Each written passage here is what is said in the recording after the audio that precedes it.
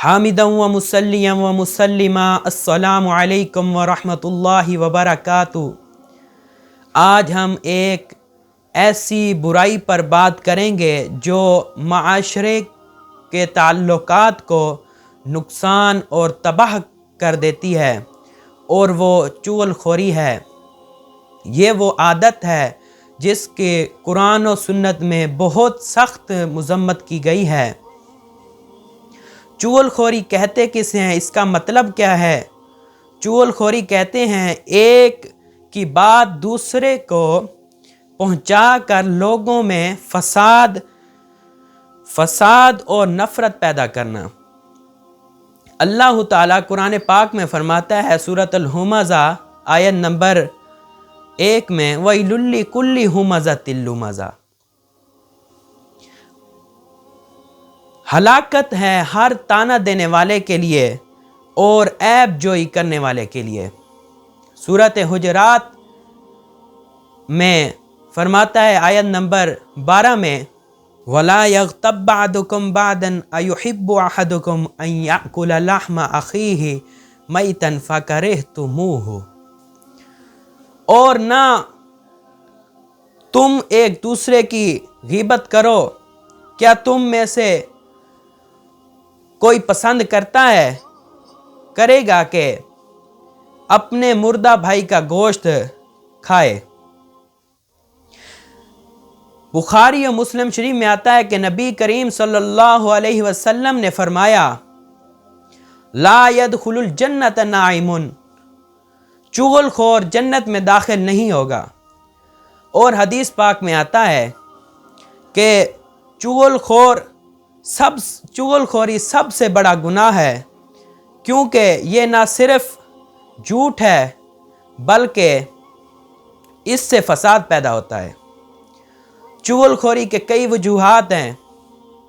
حسد اور بغض، یعنی دوسرے کو نیچا دکھانے کے لیے ان کے خلاف باتیں کرنا۔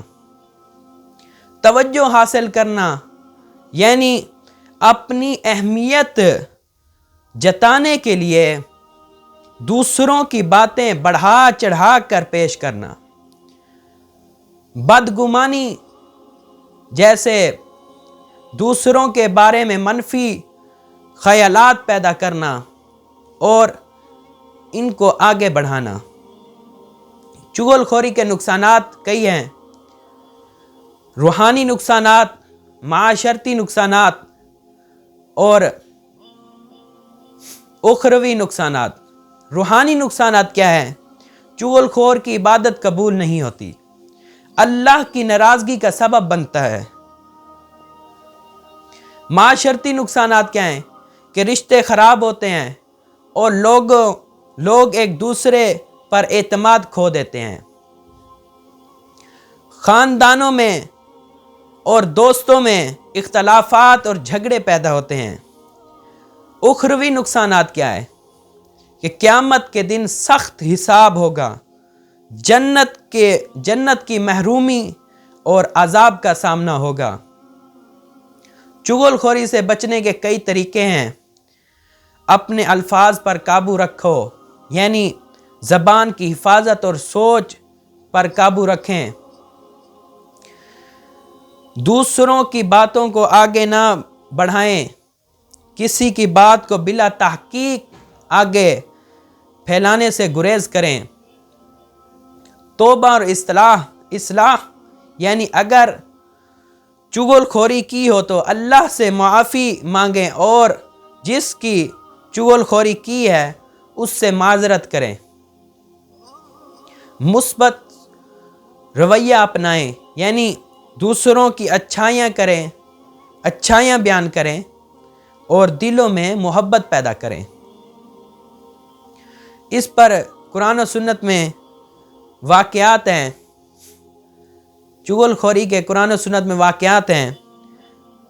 ایک بار نبی اکرم صلی اللہ علیہ وسلم نے فرمایا کہ 2 افراد کو عذاب دیا جا رہا ہے، ان میں سے ایک چغل خور ہے۔ حضرت موسیٰ علیہ السلام کی قوم چغل خوری کی وجہ سے ان میں فساد ہوا اور ان پر اللہ کا عذاب نازل ہوا۔ چغل خوری ایک تباہ کن عادت ہے جو نہ صرف دنیا بلکہ آخرت میں بھی نقصان پہنچاتی ہے۔ ہمیں اس سے بچنا چاہیے اور دوسروں کو بھی بچنے کی تلقین کرنی چاہیے۔